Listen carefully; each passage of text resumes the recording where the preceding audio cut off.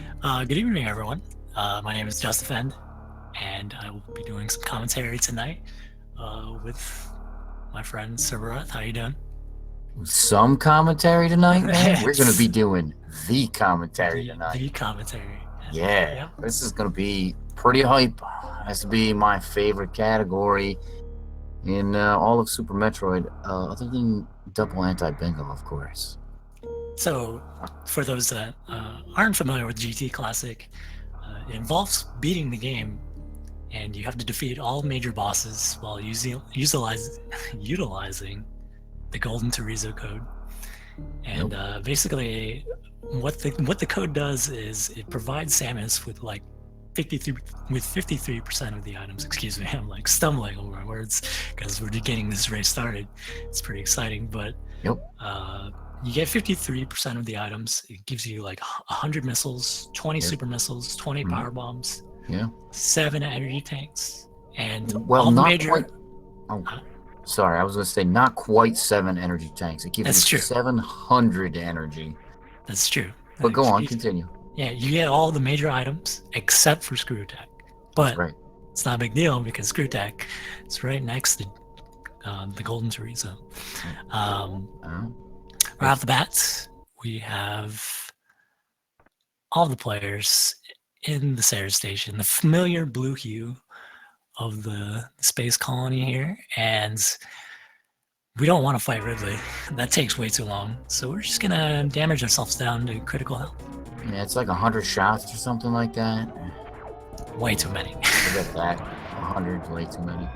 Now, the only caveat I have there to what you said is that it's when talking about it not being. Oh, I see some of the runners are using the Japanese text. They know how to really go fast in this game. But as I was saying, the only caveat to the items there is if they pick up Screw Attack before they execute the GT code, they will lose it forever. So they definitely don't want to do that. In addition to that, once they execute this GT code, all of their beams will be activated, and they're going to have to go in this category and turn off either one of Spazer or Plasma Beam. Typically, you turn off Spazer Beam to activate the most powerful beam, Plasma. But failing to do so could potentially glitch the game and soft lock them out. So they don't want to be doing that. Yeah, the game doesn't like it when you have both the spacer and the plasma on. So Yep. that is one precaution you have to take. Yeah, And it there looks like is. Oh, go ahead. yeah, it looks like Insane Firebat. Uh might be the first. No, it looks like Aritheta is going to be the first to the planet's surface right now, followed closely behind by Toasty and Firebat. Go right Yeah. ahead, Cerberus, when you were Yeah. saying.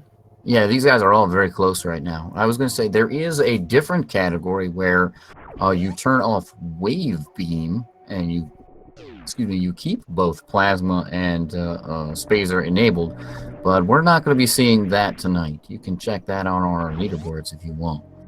That is called the GT Space Time.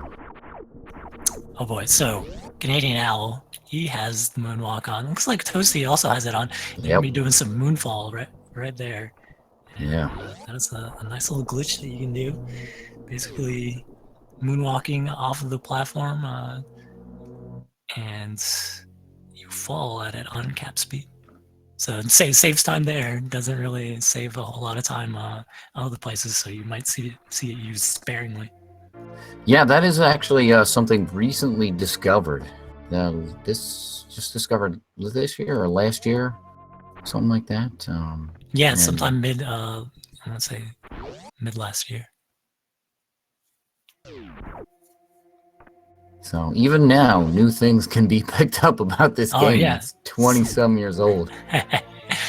good old Super Metroid. Thought you couldn't really break this game, too much, but new things keep being discovered. So Yeah. it's a nice little surprise. And man, Canadian Owl again. That I think that moonfall caught him up, and he's gonna be first up the elevator out of the blue Brinstar area Yep. and back into Criteria. Yeah, once they're through that door, they will then activate all of the planet. So all of the enemies will now appear. It's kind of a weird thing. You have to actually go in through that door, not just up the elevator. But yeah, you gotta destroy all these enemies too. You can't skip any of them because this room is locked until you do so. Yep. Now we see our runners entering a room we affectionately called the Climb. Many runners hate this room. It's very easy to fall down and lose a significant amount of time. But most of our runners here are doing it very cleanly, and we see Firebat and Airy Theta now, as well as Canadian, out into the parlor, and they're going to be heading over to pick up their first major item here, which is going to be, aside from the morph ball, which is going to be bombs. Oh, I like this question. Will anyone save the animals? Well, as completely up to the runner. Yes. If we have a close range, okay. So Toasty right there, you just caught that. He missed one of his missiles on the door, so he had to go back farm a little bit. But if this is going to be a close race, I don't think any of these players are going to be saving the animals, but we'll see. Yeah. It's definitely a big choice for them. But it looks like a really good fight for Aerith. Again, it's just going, it seems to be going like back and forth between a lot of these runners. Insane Firebat in the lead right now. Right behind him, Aritheta and Canadian Owl. Looks like Toasty's got to work on killing Bomb Teresa right here, but finally getting him done. Yeah, this category is really fun because it focuses a lot on movement. You get a really powerful set of items from the GT code. But what we're going to see our runners pick up here initially is a very, very sparse amount of items. They're going to be picking up one energy tank. That energy tank we saw Insane Firebat pick up in Terminator. Then they're going to be picking up just that one missile pack that they have. They may pick up a second one just above Charge Beam. If they feel like they need some extra missiles, they're going to be picking up the early super missiles, and then they're going to be going up Red Tower to pick up one power bomb pack, and that's it. Besides Screw Attack, those are the only items they're going to be collecting in the game, other than what they currently have. And so after that, they're going to activate the GT code, and that's it. We're gonna bosh rush the rest of this game, and it's really fun because you get to see a lot of really cool movement, and then there's some other really cool things that you get to see, where you don't normally get to see in other categories that we're going to get to see a little bit later. We'll talk about. Yeah, this category is sort of just like, as you said, really takes out maybe a good degree of difficulty just with the GT code alone. And yeah, the reason they don't pick up as many items is the GT code just gives you what you need. So gives you everything. It's perfect. So yeah, there are two really difficult tricks in this category, however, and they're coming up in a little bit. The first one that we're going to see what's called the lava dive. So our runners are going to go into the Norfair area, and they're going to go down to the lava room, and they're gonna hop in with the Varia suit, maybe high jump boots, and maybe up to 3 energy tanks. And they're gonna try to jump through that room to get through to the top, up to the lower Norfair elevator. They're gonna use a series of wall jumps in that room and make it up to the top. Hopefully before they die, as they're going to be taking continuous damage from the lava in that room. And then from there, there's one more difficult trick that they have to have all of their supers for, and that is the green gate glitch that will get them through the back door to Golden Teresa. Yeah, I would say on average this run can be completed usually under 45 minutes. It's definitely one of the faster Super Metroid speedruns that is done without glitches. Absolutely. Yeah, the only what is considered major glitches is the GT code. But after that, there are really just all the normal minor glitches that you're going to see in an any percent or 100% run, um, and then a little bit more, just because of the item set that you have.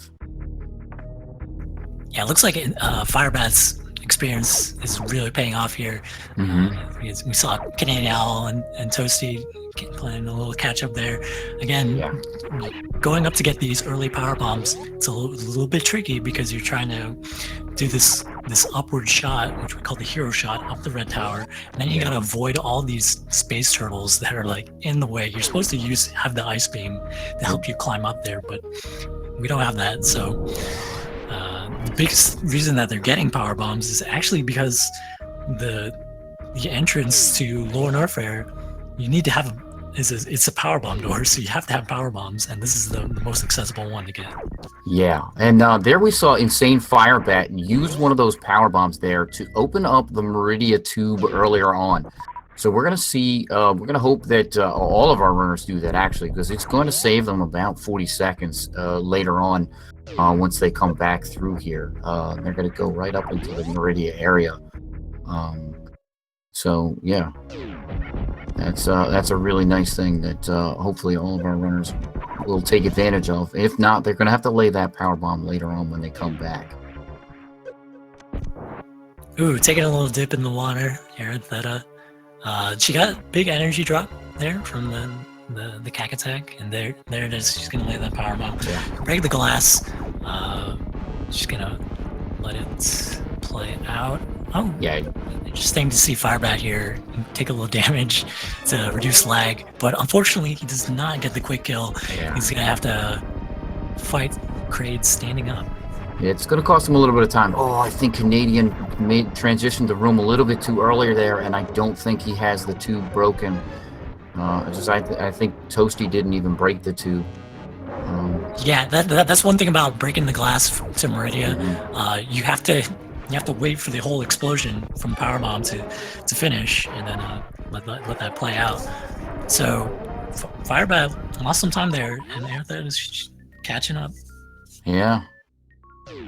Yeah, this game very, very movement intensive, and especially this category. So you're gonna, it's real quick, it's real sweet, and you come in, you can just bang this out in like you said earlier, 45 minutes, and that's a pretty decent time. Okay, so you see some charge beam strats from Aerothet. Using the charge beam there freezes Kraid's hands so that it doesn't like wave back up and back up and down. Basically, those can block your supers, but if you have the charge beam, you can just keep that hand on the down position and just get the quick kill that way. So yeah, very nice. Yeah, Toasty getting that same quick kill there. I like to use the missile method, which looks like what Canadian Owl was trying to set up there. Not quite getting it, just missing on one final super. But that's the other possible method that could be used. All right, here we see it. Insane Firebat did skip over the Kraid energy tank. So he's going to be going into this lava dive with 2 energy tanks and high jump boots. So I think we're going to be seeing all of our runners pick up the high jump boots. That's a very nice safety, and it makes the lava dive a lot easier. High jump is going without high jump.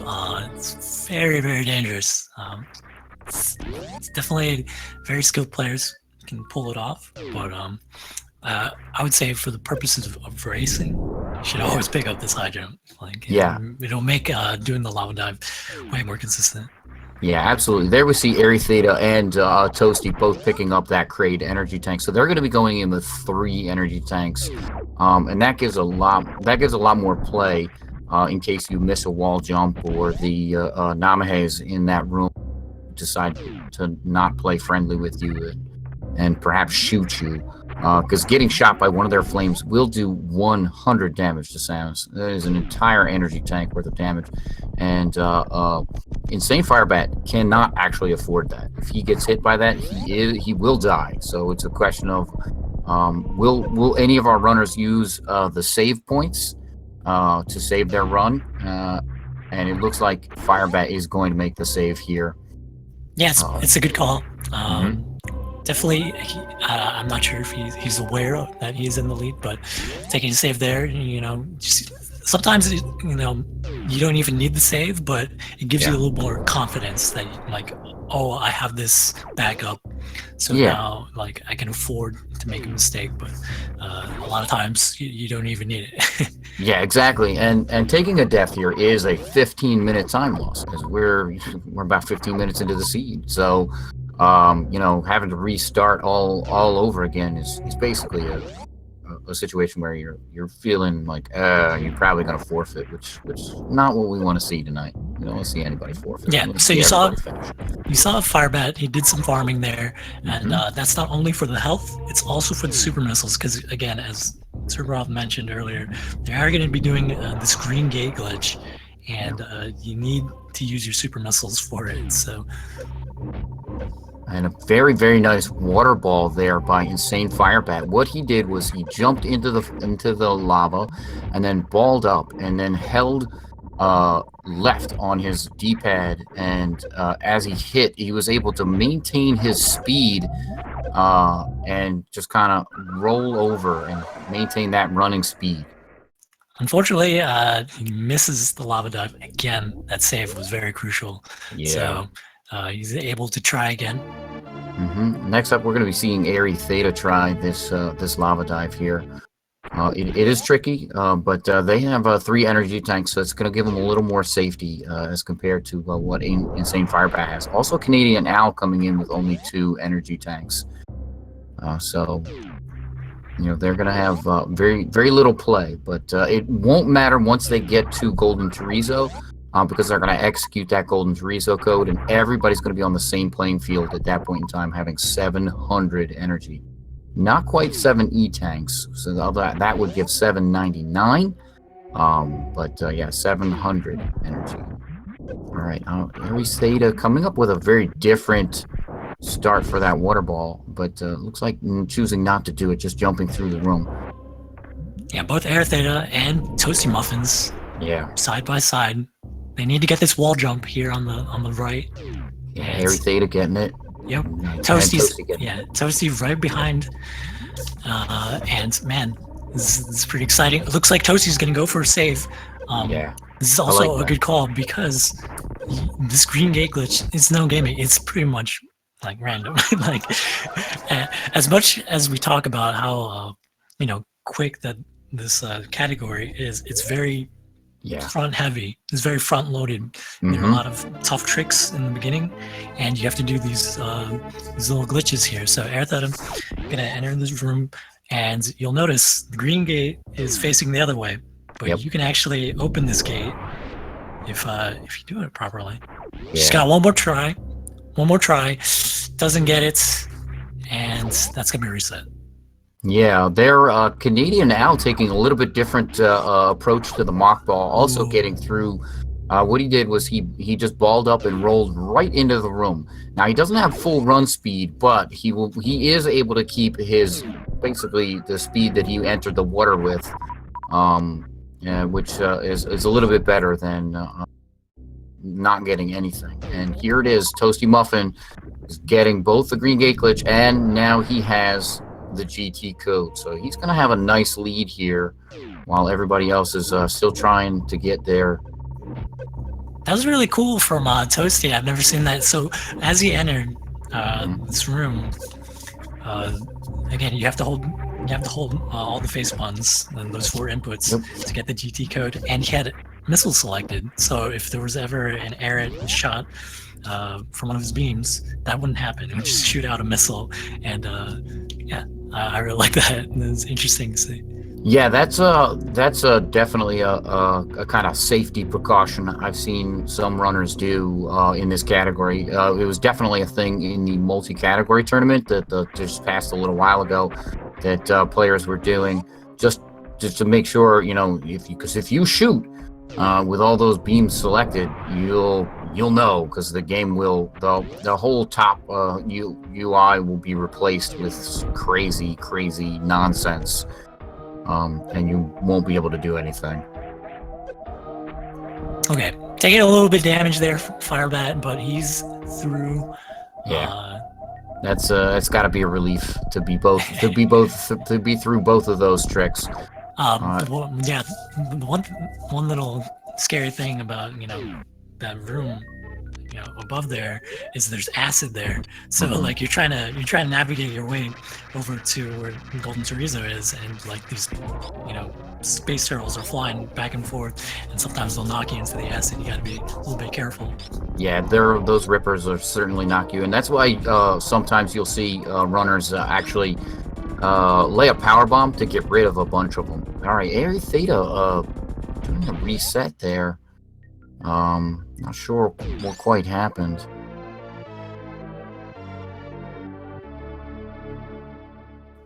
But we have 3 players with the GT code, and now they've got 3 bosses to defeat, and then they can complete the game.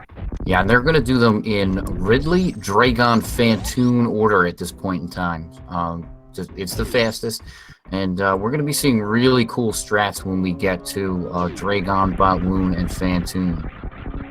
So also, it's important to note the HUD doesn't indicate it, but these players do have grapple beam and the X-ray scope. Yes, they're supposed to be to the right of power bombs there, but they're just not displayed for whatever reason. But if you cycle through your weapons, you definitely know that you have these abilities. Yeah. So what happens there is the icon, the game registers the icon showing up when you pick up the item.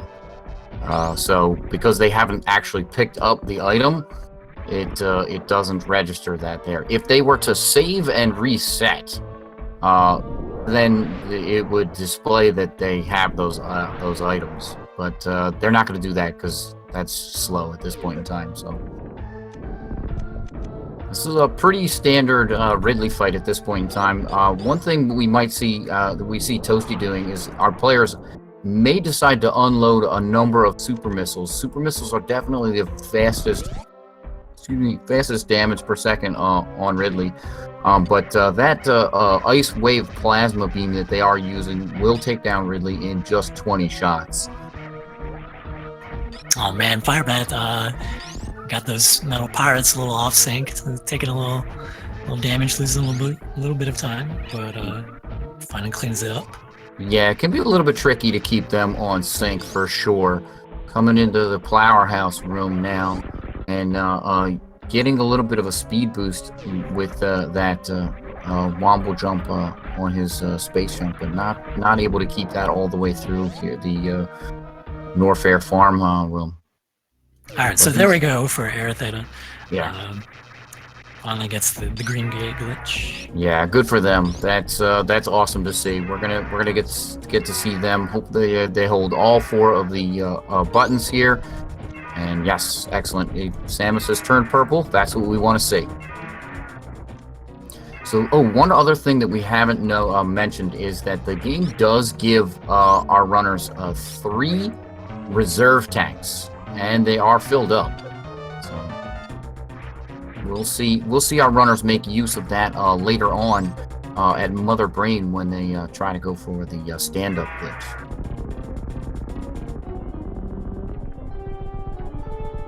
That's Ridley down for 3 of our runners. Very nicely done here.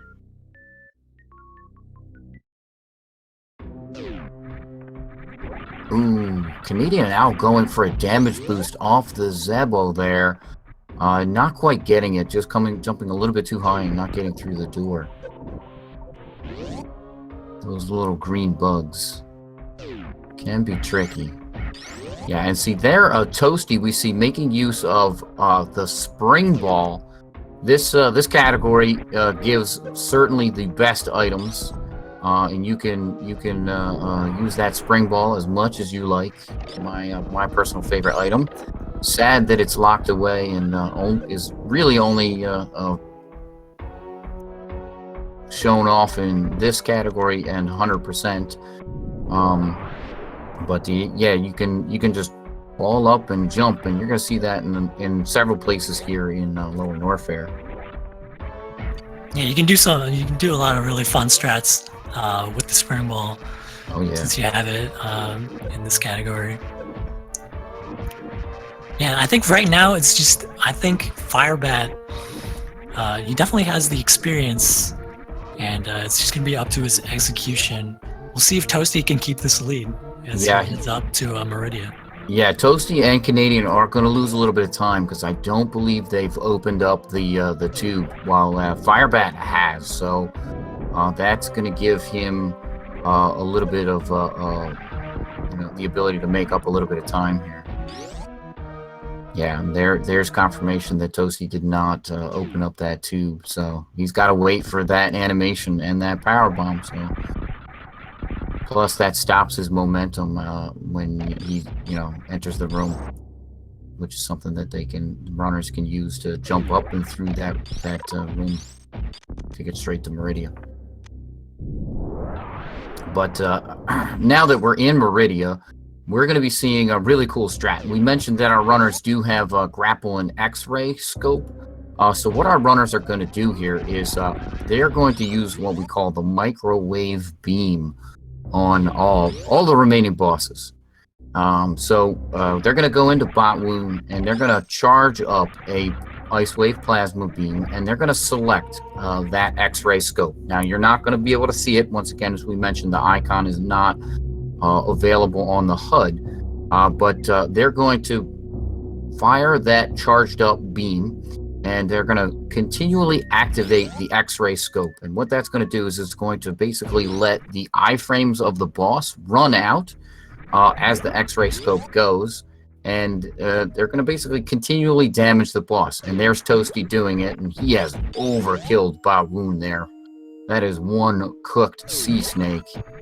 Yeah, a bit too much in the microwave, but better to overcook it than undercook it. Yeah, for sure. Especially with Ba Woon, gosh. Yeah. But as we see Aeritheta finishing up really. Yeah, very nicely done. And Toasty, not going to go for the full half. He does have space jump, so you can just easily make your way through the Coliseum here. Yeah, the womble jump here with the space jump is a little bit slower, only a few seconds, but if you're used to that, then it's not really that big a deal. And man, look at again. Here we go with Firebat. He's definitely making up time, and he's taking on Ba Woon right now. Yeah, and here it is. He got the right timing as far as the music goes, and that really helps being able to get that shot right into Ba Woon's head as he pops out. Now, we're going to see Toasty do the same thing to Dragon, and hopefully what he does here is he crouches, and he has, and he's going to let go of this shot into Dragon, and when Dragon is dead, Samus is actually going to stand up, and that is a correction that the game does for things like the grapple beam kill, which is actually something that's coded into the game that you can do, and that lets the runners know in a very visual way, as well as the audio cue, that Dragon is in fact dead. A bit of a balk there from Canadian Owl trying to go for a halfy setup up here, but still behind Firebat and Toasty. Actually, a little bit of a some high five action in the Coliseum between Toasty and Canadian Owl, as we also see Aeritheta on the way out of Lower Norfair. So yeah, into the Three Musketeers room, and with all of this equipment, very, very easy. And they're not too terribly far behind. And here we see Firebat taking on Dragon, doing exactly the same thing. And our runners don't need to pick up anything, so they're just making their way through. All right, now I've seen Firebat tried for what's called a spike suit there, They tried to store up a shine spark to shine their way back through the Coliseum here. Not quite getting it. It's a double frame perfect trick.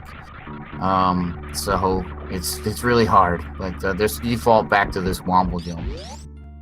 Yeah, very nicely done by Firebat. Yeah, you can see the experience in this category kind of paying off for him as he's inching up on Toasty.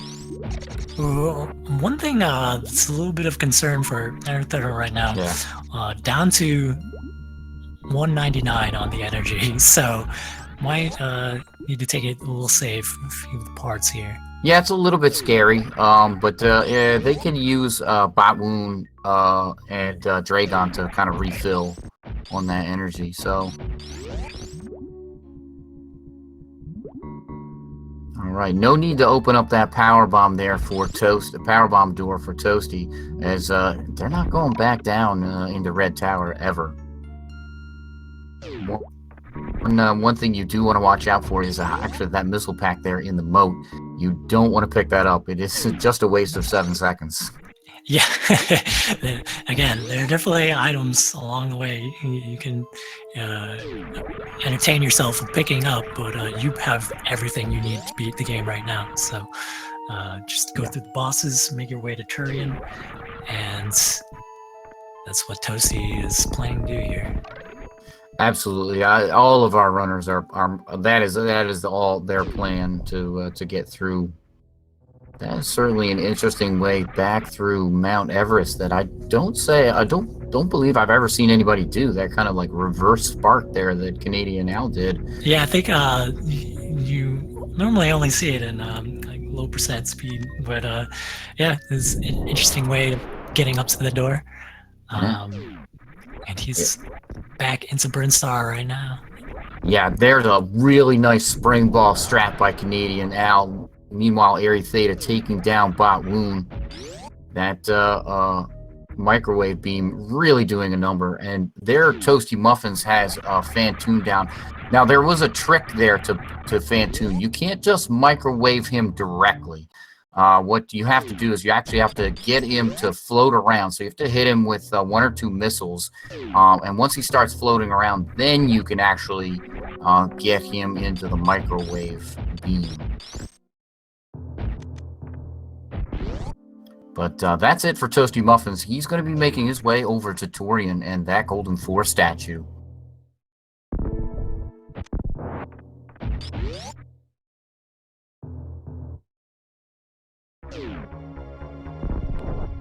Yeah, so luck is definitely a factor here with the Fantoon pattern. You can't waste a good dozen seconds if they get the slowest pattern. So we're gonna see what Firebat gets. Didn't get the fast pattern. No, you got a mid Looks like there. Yeah, got the mid pattern, and he's got to do some little fancy jumping just to sort of set Fantoon up the proper way for this microwave, and he does it just fine. Yeah, very, very well executed there by him. He recognized the pattern that was coming and was able to take advantage of it. And there's Airy Theta. Oh, just so close on that microwave. And there Airy Theta takes care of Dragon. So they have one more boss left to go, and it is going to be just Fantoon. And you'll see our runners, they're just leaving the wrecked ship. They're not going through anything. They're not checking the left supers, the right supers. They're not going up into Spiky Death Room. They're done. They're out. This game is over in their minds, and they're going to be heading over to the Metroids and Torian as we see Toasty enter into that Golden 4 room right now.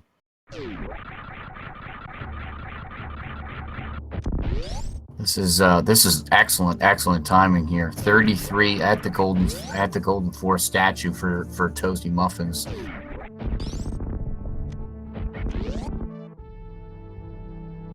Yeah, I want to say Firebat's maybe about 40 or more seconds behind Toasty. Yeah, I was going to say about a minute, but yeah, I think you're right. Somewhere around there. Yeah, look at this. Canadian out getting the Shine Spark all the way across the ocean back out. That's a really, really cool trick. And it does save a couple of seconds. You just want to watch out not to pick up those missiles on the way back out of the moat. Again, they're just a danger there. A loss of 7 seconds waiting for you. All right, Aerie Theta coming out of Meridia, and they're going to be heading straight to the wreck ship.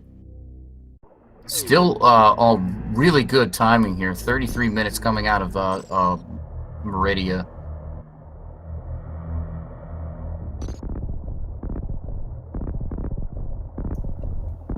Yeah, Toasty taking a little slow in the first room. That's fine. You can group these Metroids right here.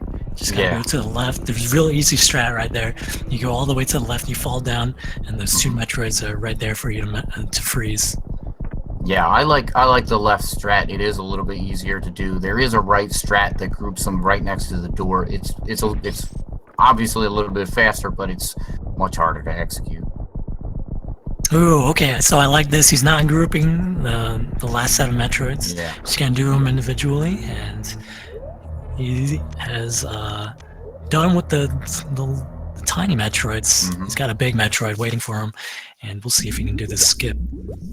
Yeah, I've taken to that myself, not grouping those last Metroids anymore. I actually find it a little bit simpler. So, all right, Aerie Theta remembering to go over to the wreck ship. That's actually something that can trick runners. Yeah. At this time, and you know, somebody going over to the Golden Force statue, sitting there waiting, and seeing all the statues blow up, and then Phantoon just nods. Okay, so Toasty, he opts not to do the big Metroid skip. So if Firebat gets a Metroid skip here, or if he decides to do it, he can save some time. So we'll see what happens. Yeah. This is still really close between Toasty and Firebat. You're talking about baby skip and the stand-up glitch.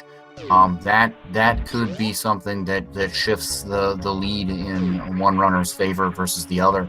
And you know, I wouldn't count out Canadian Al either. He's right there coming up into the third Metroid room too. So if something goes south for both Toasty and Firebat, Canadian's going to be right there to pick it up.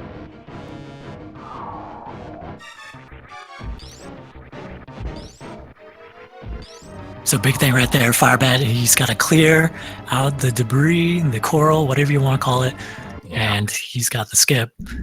And it's textbook way of doing it. Oh, seeing some missile strats here for Aerie Theta. She's got, she's microwaving that Phantoon a little well done, but that's okay. With Phantoon, the audio cue is a little weird. But like I said earlier, better overcooked than undercooked. Taking that second round always sucks because that's a bigger time loss. So okay, so it looks like Firebat had a little hang up with the Zep skip, but able to get it, and man, it's really close. I'd say my money's on Toasty right now. But it really depends on how good this stand-up glitch from Firebat is. Yeah. You're gonna see. Go ahead. I want to say, like, what they're doing here with the stand-up glitch. Oh, as we see, Toasty, he's taking some damage. He's actually not going to do it.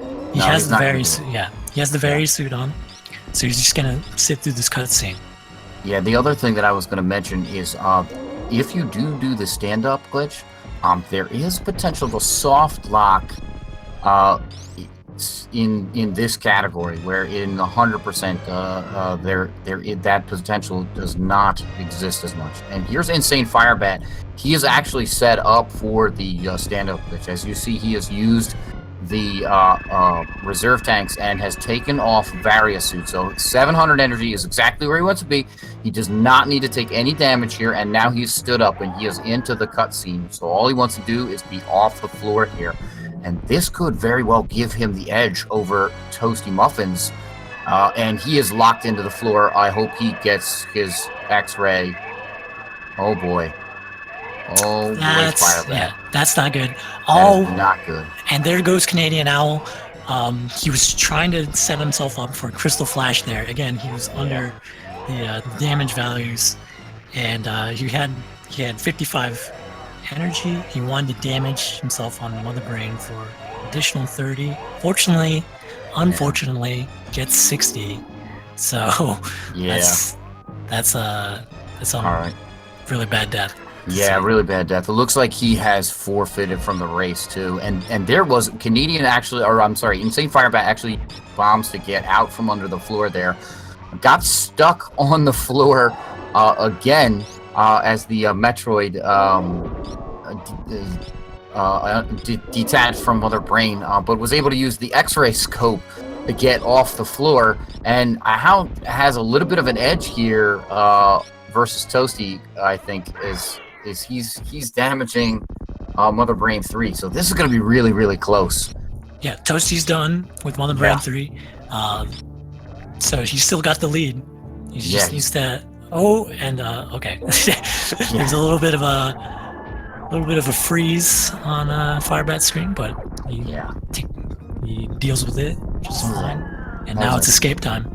Yeah, that was like 6 or 8 shots there for Firebat, and here we see Airy Theta coming in to the second Metroid room. This category, I love it. It's awesome.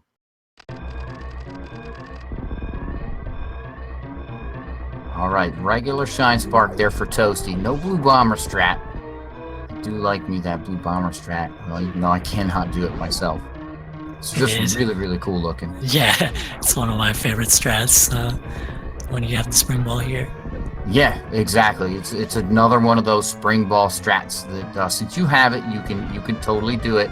What you're going to do is you're going to get the blue echoes, and you're going to jump and mock ball with the blue echoes, and you can just kind of keep those blue echoes and jump through the speed boost blocks there. It's a little bit faster because you maintain your motion there, where you don't have to wait for the end of the Shine Spark. Wow, Firebat, he is just a room away from where Toasty is. Yeah, both of them. It's coming down to the wire. Holy cow! Yeah, this is really, really close. This is the kind of thing we wanted to see in this race. This is exciting. Toasty is on the ship. He's finished. He finishes with a 41-17. Firebat right behind him with a 41-21. Yeah. And, congrats to our finishers. That was a great race. Yeah, and that is a PB, if not just a race PB for Toasty, improving by a whole 55 seconds. Or is that 0.55? No, that's 55 seconds. That's so that's awesome. That is really awesome. Good old Toasty taking it home. Okay, they're using the reserve, but looks like gonna go into the recharge room and get that health. Yeah. When you get caught by the baby there, that's pretty much exactly what you want to do. Her ammo is pretty awesome here. 100 missiles, 18 super missiles.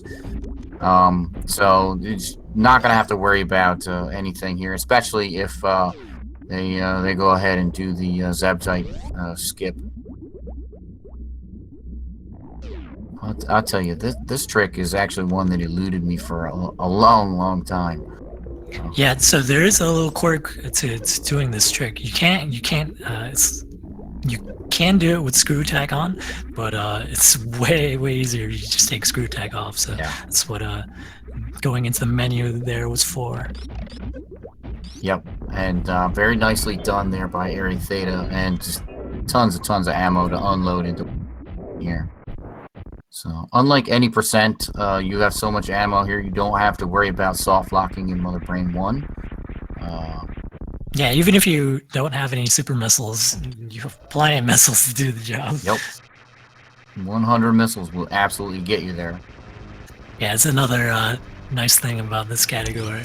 It's just not having to worry about the Metroid look. Yep. So.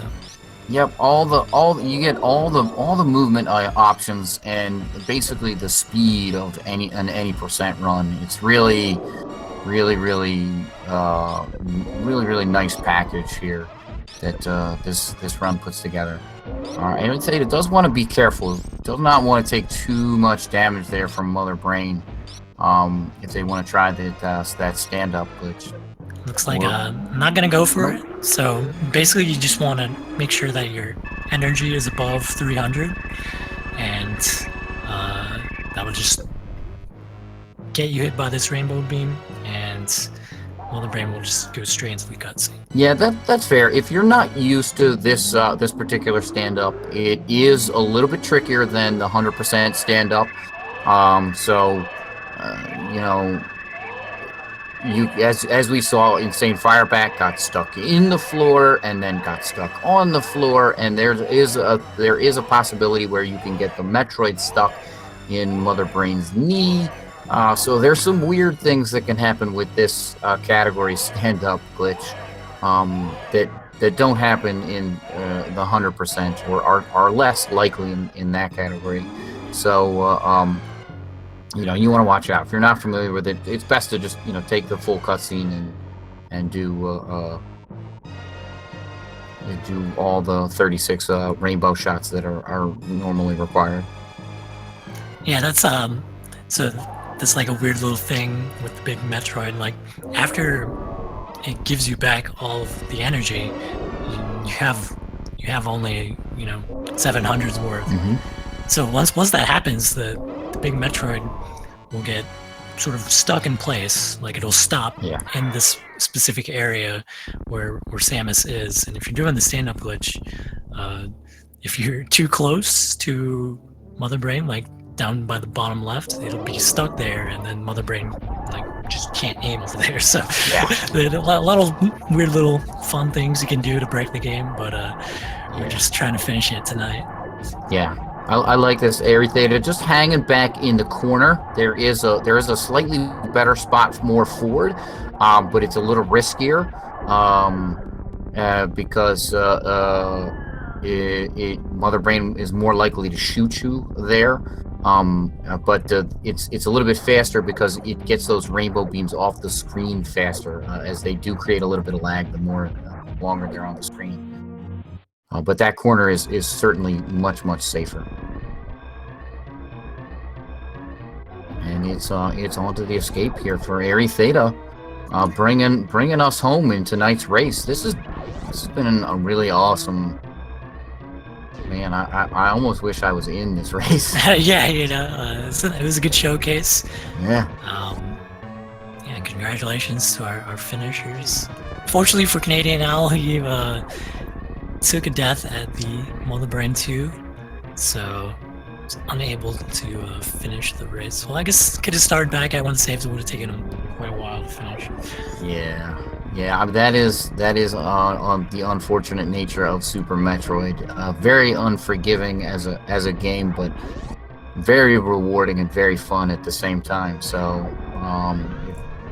if you're interested, our Discord, you wanna join on that. There are a lot of people that will be very willing to help you out and learn the game. So. Yeah, as we're finishing up, I do want to remind everyone watching, as we see Eric teasing us, a little save the animals action doesn't happen. Looks like we're going straight to the ship. But I want to remind you all that you are watching Speed Gaming on Twitch. If you go to speedgaming.org/schedule, you will see what's coming up tomorrow. And there's plenty of good stuff. I know we have a link to the past, no major glitches, the randomizers, all sorts of weekly events happening. So check out the schedule if you like what you see tonight. And again, my name is Joseph End, and I was joined by Cerberot. Thank you all for having us.